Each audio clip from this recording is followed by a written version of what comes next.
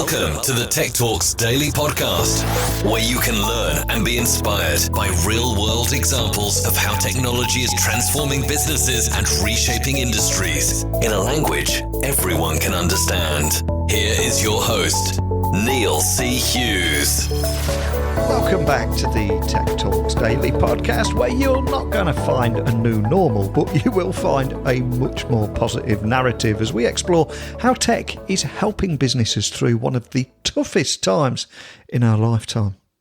But today's guest has a unique blend of technical, financial and leadership expertise that he's going to share with us today, along with an inspirational story to boot.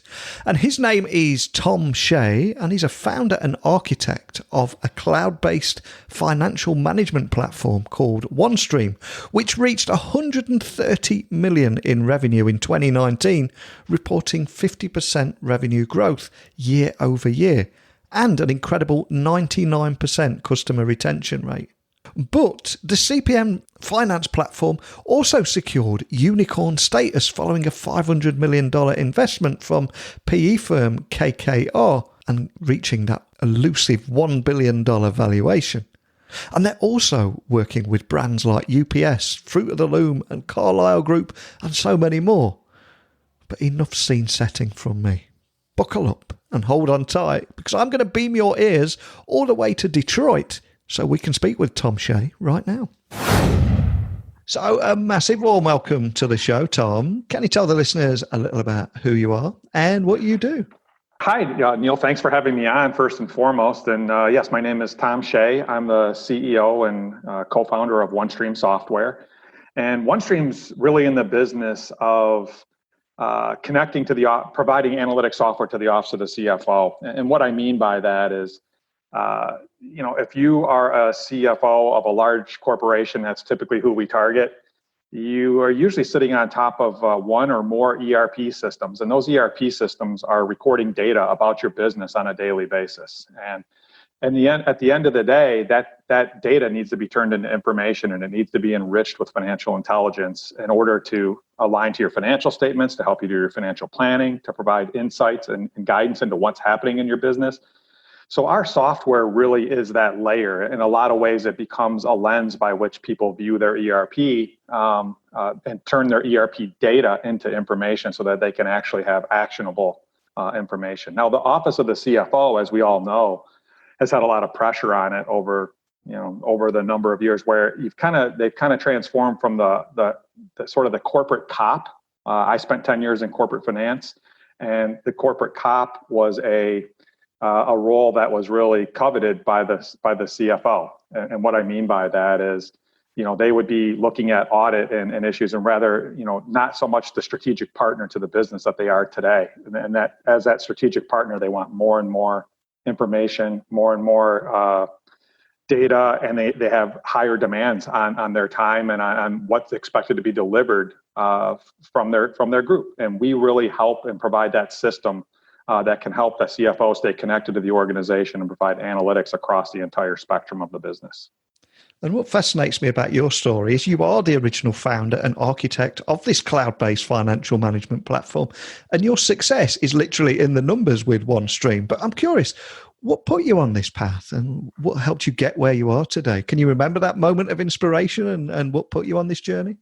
Yeah, I have to go back to, I spent 10 years in corporate finance, and I can go back to different points that put me on this path, but really I started off as an accountant and it's sort of an accidental entrepreneur, in terms of being very risk averse, being an accountant.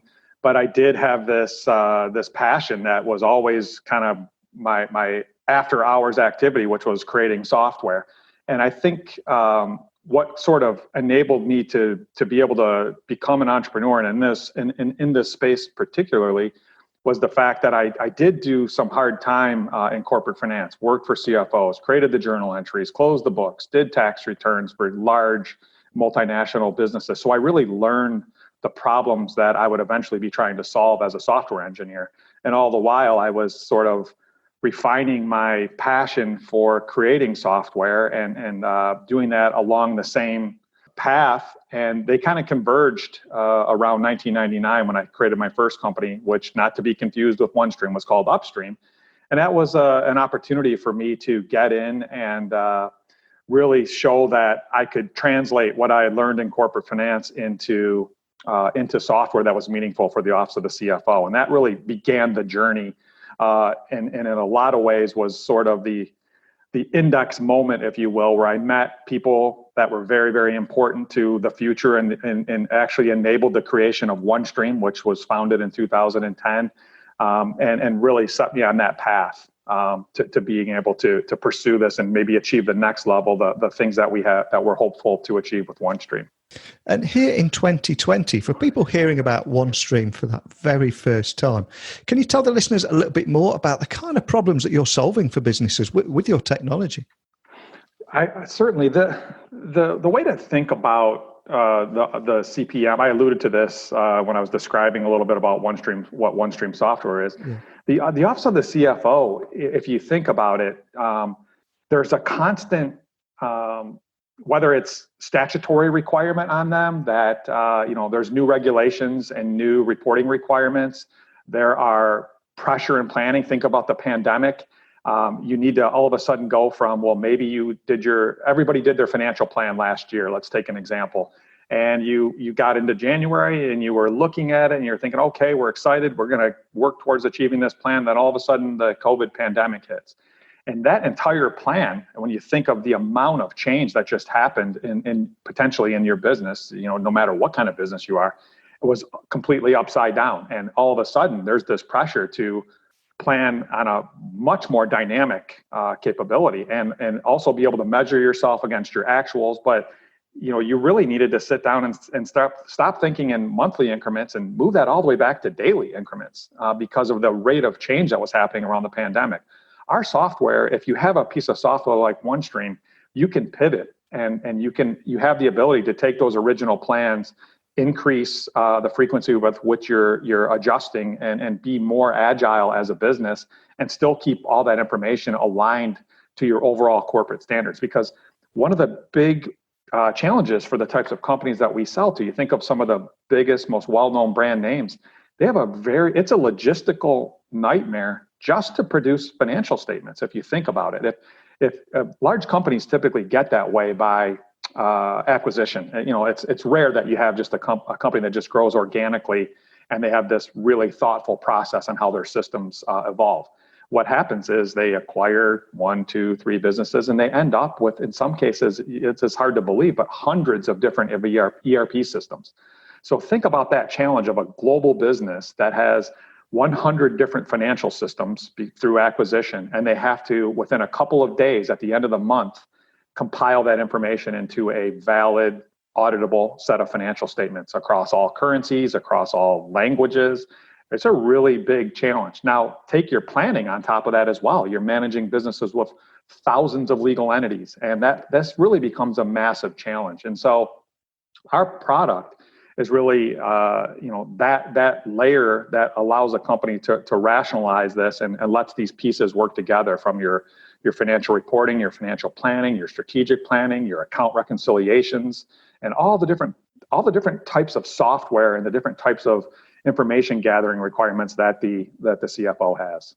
Now, before we started recording today, we were both talking about how much our world has changed and our lives have changed over the last few months. But it has been an incredibly difficult year for businesses of all sizes. But I'm curious, what challenges have you had to face this year?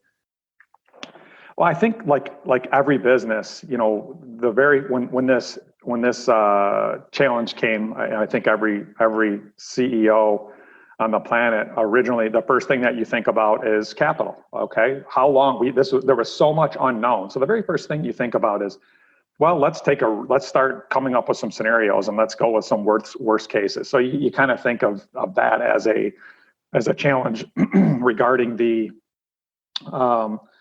business itself and the health of the business, and allowing you to start to formulate your plans as you start to understand what the demand for your product is really going to look like under this scenario. So that's basic. And then what I will say is, being a bootstrapped company, the way that OneStream is, and both of my companies have been bootstrapped, you become accustomed to running under economic scarcity, because that's what being bootstrapped is about. So I felt comfortable in our management team. We had just a core group of people that have been together, and we felt comfortable on how to run the company under that scenario. So right away, we formulated a plan that I knew we could act on. But the new challenges that came out is you could really feel the anxiety rising for our employees and customers, everybody, really all the stakeholders. We needed to make sure that we escalated our communication or increased the frequency of our communication in a way that we were articulating the plan that we had and sharing information as it became available and as we could see what the next step was in our path forward during this time. So really some of the challenges were making sure that we were establishing the right level of communication and making sure that our employees, our customers, everybody was comfortable with where we were at as a business and how we were going to manage through this. And so I think those types of challenges, you can just sense it and you have to react to that as a leader. And I think so many businesses now are going to be trying to leverage technology to do more with less and come out in the post-pandemic world and bounce back straight away. But I mean, what are the drivers and business insights that you think companies should be monitoring for a quicker economic recovery?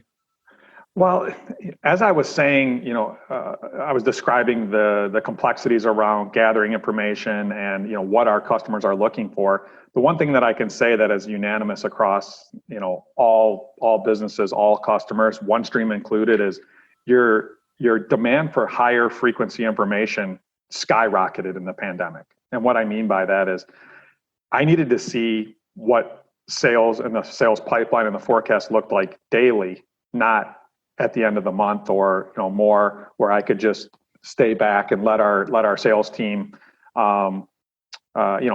just be confident with the type of demand that we were used to running by. At the same time, expenses. At the same time, that side of the equation, we needed much more frequent information. And so when you think about that need, that's the universal need in a time like this where you just can't wait. You need to steer your business every day, not every month when your financials are done. That puts in place this need for digital transformation, the ability to have access, as I mentioned, turning those data points that are being collected in your business on a daily basis. That's routine. If you go to a retailer and you perform a transaction, the point of sale system records that number. But that number by itself for that purchase doesn't really mean anything in the context until you combine it with all other purchases and you create inference or you enrich it and aggregate it, translate it to a common currency, and you're able to derive a sort of what we call a signal from that.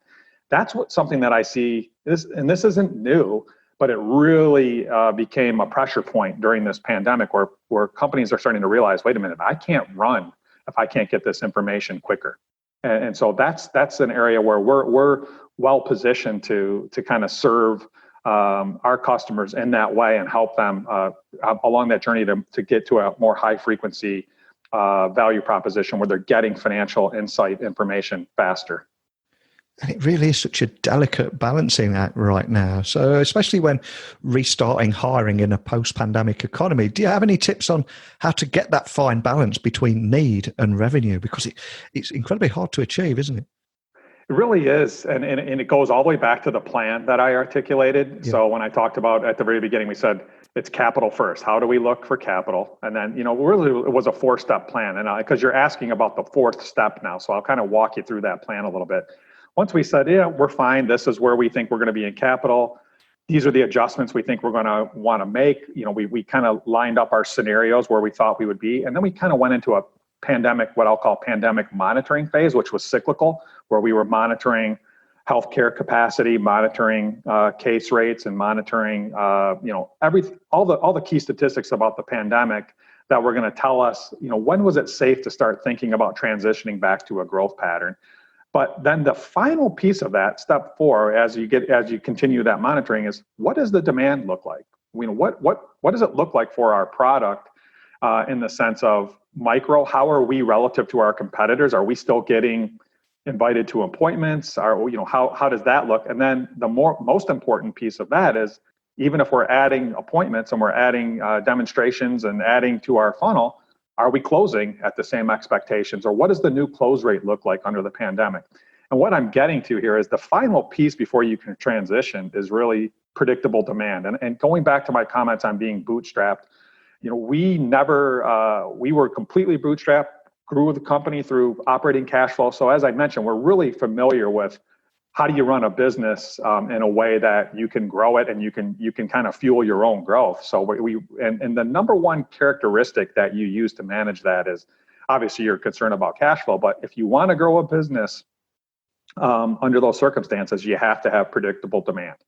So when we go to our sales team and we say, okay, in this pandemic, well, before we can transition, what I need from you, the best that you can, I know I'm asking you for the impossible, but what do you think the demand is going to be? What do you think you're going to close in a quarter so that I know that there isn't a right or wrong number? You tell me, but it just has to be close to that number because I can plan if I know that you're going to get close to that number. And that's when you then know, okay, given this level of certainty that I have around demand, we can now start to formulate a plan to transition to back to growth and start thinking about hiring and feeling more and more comfortable, sort of gently easing on to the gas pedal again. And if we do dare to look into our virtual crystal balls and look at the future of finance, do you have any real use cases for artificial intelligence and machine learning that you can share that we can all learn from, especially around the acceleration of the digital transformation? Because I appreciate there's a lot of buzzwords in there, but it really is reshaping that future, isn't it? It is. This is something that's sort of near and dear to my heart because I really am an engineer at heart. I love working with technology and coding.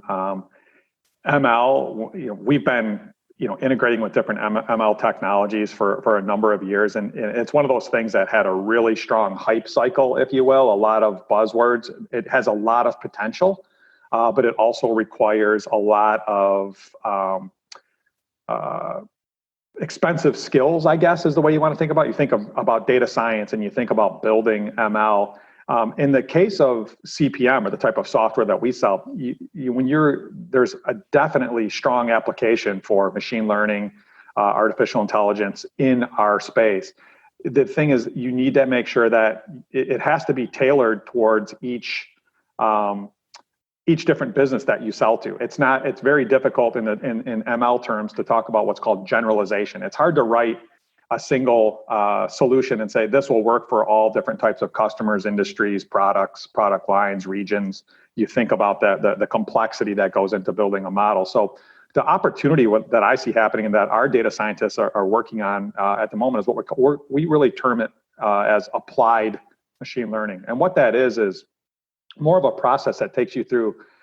It abstracts away the need to have a data science team within your company, and really will allow a business analyst to walk through a guided process to build up a really valid forecasting type of model that leverages the best parts of machine learning, that gives you access to whatever type of model you want, from a neural network to XGBoost to all. I could throw out any term that you want, but allows that business analyst to provide their business intuition into the problem without having to be a mathematician, statistician, and code, software engineer, which is really what a data scientist is. And those individuals are unicorns, if you will, trying to find them.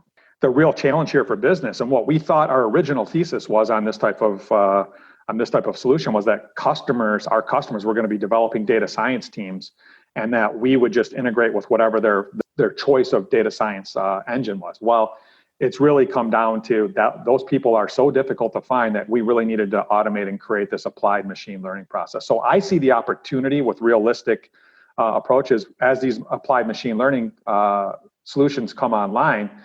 The Office of Finance is going to be able to use these at a much lower cost and perform the richer type of forecasting and analysis that you can get using a model that is based on that's using a machine learning algorithm. So it's abstracting away the need to be a data scientist, and then you can really apply it to a lot of the core processes that we're involved in, from financial planning to anomaly detection around expenses and helping to validate budgets.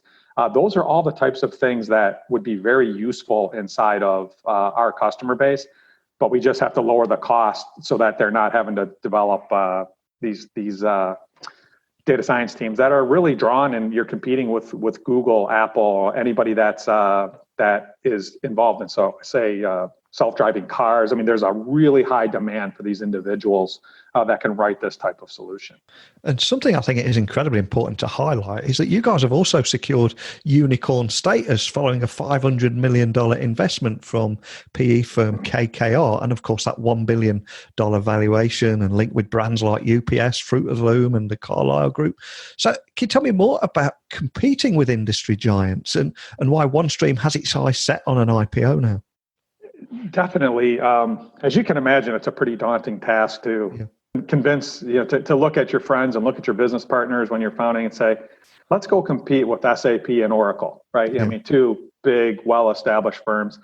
So the fact that we chose that market only comes from the idea that we were part of the original genesis of a lot of the products that they sell through Hyperion and through our first company. So we met we met a lot of important people in the evolution of the type of software that we sell. We understand the community, from the sales teams to the partners. So that really enabled us to gain the confidence to not be, just I guess to think of, in most people's eyes, you would think it's crazy. But the reason that we were able to do this, and the reason that we're able to be at a level that we're competing with these large firms, is because of that history and because of that opportunity to understand the problem at a really, really fine-grained level that allowed us to create a really good piece of software that could then enable us to attract the great people that have been in that industry. And that was the plan all along. And so we knew step one had to be make sure that the software was right for the market, and that we were addressing all the things that I described for you around the office of the CFO.